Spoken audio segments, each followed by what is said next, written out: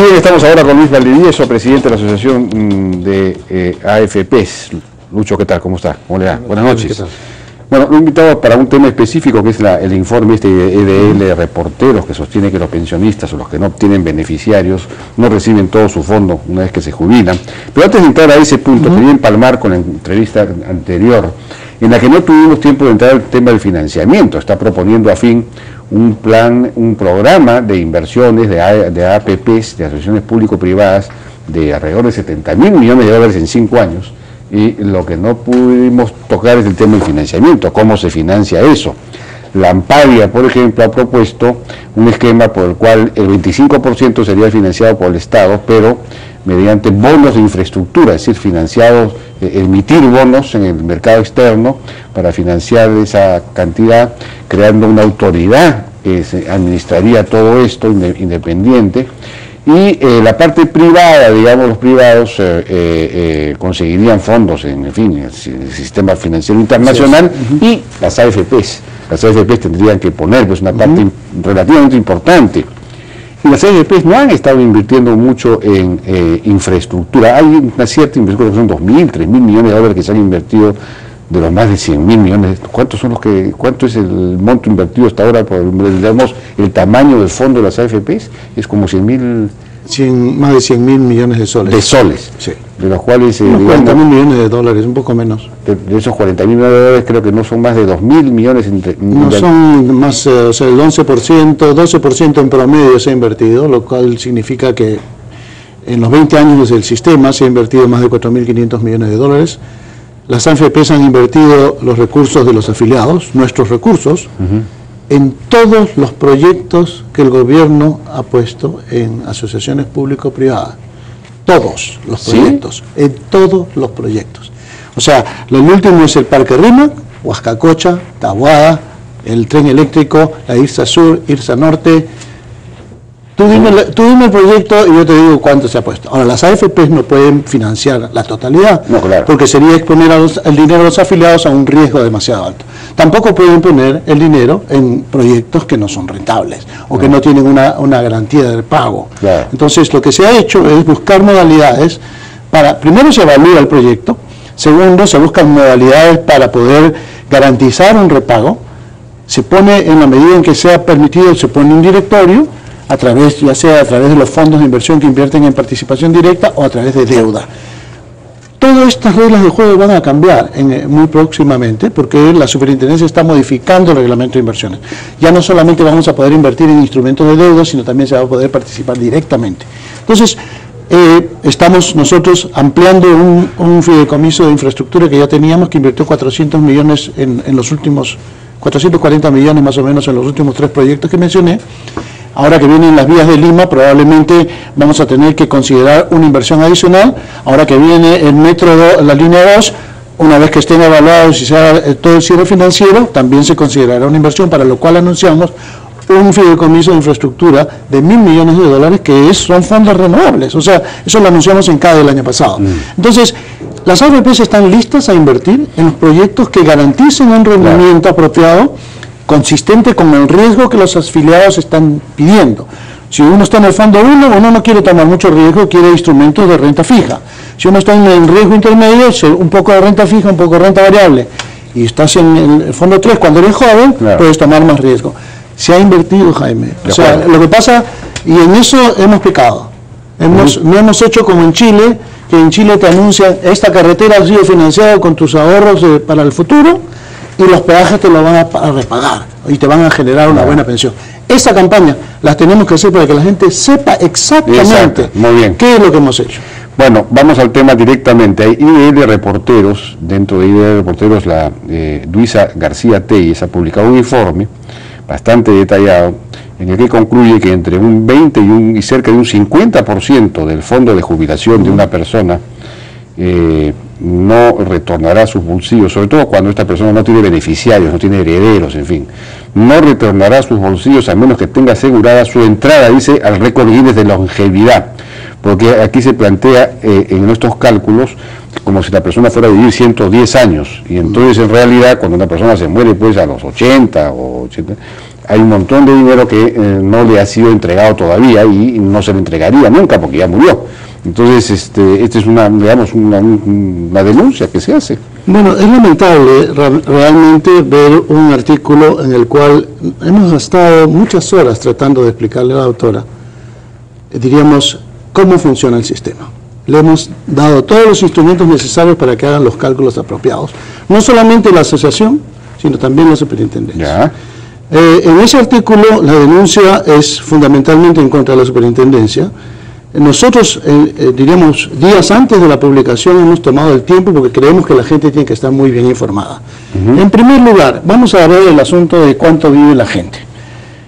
Según las tablas de mortalidad, que son las que aprueba la Superintendencia de Banca de Seguros y AFP, hay una distribución, o sea, la gente cuando llega a los 65, vive en promedio hasta los 85. En promedio, o sea que el 50% de la gente... Según el INEI hasta los 81 y según la SBS hasta los 84. En el caso de los 84, bueno, es el promedio entre hombres y mujeres, eso, más viven las mujeres que los hombres. Sí. 84 y 87, el promedio es como 85. Ya. Entonces, en otras palabras, cuando uno se jubila, diríamos, los cálculos que se hacen son basados en la ley de grandes números, o sea que tienes que tomar, diríamos, el universo, ¿no? Entonces tú dices, bueno, yo tengo un fondo, llego a mi fondo a los 65 años y necesito generar una pensión. Entonces tengo que tomar en consideración la probabilidad de que yo viva más allá de los 85, porque el 50%, según las tablas de la superintendencia, vive más de 85. Si yo le diera a la gente todos los fondos hasta los 85, ¿qué pasa si viven más? Y la probabilidad es que vivan más. Se quedarían sin pensión. ¿De acuerdo? Entonces, esa distribución de probabilidades indudablemente se puede... ¿Por qué va hasta los 110 años? Porque basta que haya información de que existen personas que han vivido hasta ese momento en que existe la probabilidad distinta que cero de que vivan. Pero es tan infinitamente pequeña que verdaderamente no afecta tu pensión. Vamos a poner un ejemplo. Yo necesito 75.000 soles a los 65 años para yo tener una pensión equivalente a la pensión mínima del sistema público, 482 soles. ¿Okay? Ahora, si me lo calculan hasta los 110 años me dan 482 soles y necesito 75.000. Si la tabla se redujera y dijeran, bueno, vamos a hacer, no hay realismo, vamos a ponerlo a los 100 años, bajemos de 10 años, porque no hay gente que vive hasta los 110 años. ¿Cuánto tendría que tener yo un fondo para generar el mismo 482? Obviamente menos, porque vivo menos años, entonces necesito un fondo menor para vivir con la misma pensión menos años. Bueno, ¿cuánto menos? Hagamos el cálculo actuarial. ¿Cuánto crees que es menos que necesitamos? Prácticamente nada. Prácticamente nada. ¿Por qué? Porque es la ley de interés compuesto. O sea, la ley de interés compuesto te dice que un sol va creciendo. Entonces, cuando tú dices, a los 65 años yo tengo un fondo que tengo que tener para vivir en promedio hasta los 85, pero con la probabilidad de que pase los 85. Primer problema, entonces, no es cierto que estamos suponiendo que la gente vive hasta los 110 años, toda la gente, no es cierto. El promedio vive hasta los 85, pero hay que guardar para la probabilidad de que tú pases ese promedio. Segundo, ellos hacen cálculos. El cálculo ahora te voy a decir por qué está mal. El cálculo que hacen ellos y dicen, bueno, vamos a agarrar este fondo, tus 75.000 soles, y vamos a calcular que te vas en retiro programado. ¿Tú crees, pues, que el sistema privado fue diseñado para que la gente, según el cálculo de ellos, si tú llegaras a los 110 años, tu pensión sería 3 centavos? ¿Tú crees que el sistema fue diseñado con esa perversidad? Por favor, o sea, hay que ponerle un poquito de sentido común a las cosas, ¿ok? ¿Cuál es el error? El error es que cuando tú te vas a retiro programado, tú agarras tus 75.000 soles, o lo que tengas de fondo, y te calculan una pensión basada en la distribución de probabilidades, ¿ya? Al siguiente año, si tú llegas a los 66, cambia tu estructura de probabilidades, tienes que recalcular todo, y cada año sucesivamente se va recalculando. ¿Qué ha hecho esta señorita? Esta señorita ha calculado de una vez por todas y se gasta el fondo en el tiempo. Y además dice, pero la gente se muere... Cuando dice que el 20 o el 30 o el 40% no se reparte, eso no es verdad. Claro, lo que dice es la mayoría de la gente se muere a los 85 porque la INEI dice, o sea, muere antes de los 85. Entonces, ¿qué pasa con el resto del fondo? Si eres soltero, oye, un momentito. Si tú tienes retiro programado, lo que sobra entra a tu masa hereditaria. ¿Ok? A los herederos. A los herederos. Si no tienes herederos. Si no tienes herederos, o sea, dime quién no tiene herederos. No sé, pues. Dime pues que no tiene herederos. O sea, siempre hay herederos o hay beneficiarios. Si te vas por la ruta de renta vitalicia, hay beneficiarios y los nombres. Si te vas por la ruta de retiro programado, hay herederos. Hay una masa hereditaria, tú puedes también hacer testimonio. Puedo no tener hijos, un testamento. No tener esposa ni hijos. Puedes hacer un testamento, lo das a la caridad.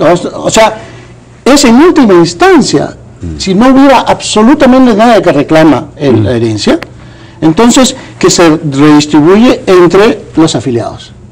No. O sea, sí, pues. Pero el error no es hay un error matemático, entonces. Hay un error de cálculo actuarial. O sea que no es verdad cuando dicen que el 20 o entre un 20 y un 50%, porque cogen varios casos y hacen los cálculos. Hacen los cálculos y le matan a la gente en distintas edades. Sí. Y dicen, uy, si te mueres aquí, se desaparece tu fondo. No se desaparece, señor. O sea, ese fondo es intocable, es privado. Por eso se llama sistema privado de cálculo. Pero es verdad que yo me puedo morir a los 85, digamos, y el 20 o 30% de mi fondo no lo he recibido y lo reciben otros. Lo reciben otros, por eso es que tiene, o sea, esa es la racionalidad, es que tú vivas para que puedas vivir después de que termina tu vida laboral. De acuerdo. Ahora, tienes sucesión y tienes beneficiarios, entonces esto es un ahorro que te sirve para vivir a ti después de que acaba tu vida laboral, a ti y a tu familia. De acuerdo. Entonces ese es el sentido verdadero de un sistema de pensiones privado, que es tu plata, te queda para ti y para tus herederos en caso tú fallecieras. Bien, Luis Valdivieso, no tenemos más tiempo lamentablemente, pero... me encantaría seguir conversando porque hay mucha desinformación que lamentablemente voy a tener que estar en los medios todos los días para poder contrarrestar algo que están cuestionan lo que funciona, que es el sistema privado, y no cuestionan lo que no funciona, que es el sistema público. Eso es verdad. Entonces, vamos a centrarnos en las cosas que importan. Bueno, o sea, haremos otra entrevista entonces para profundizar algunos temas ya vinculados al sistema. Okay. Bien, Luis Valdivieso, muchas gracias. Gracias a ti por la invitación, Jaime.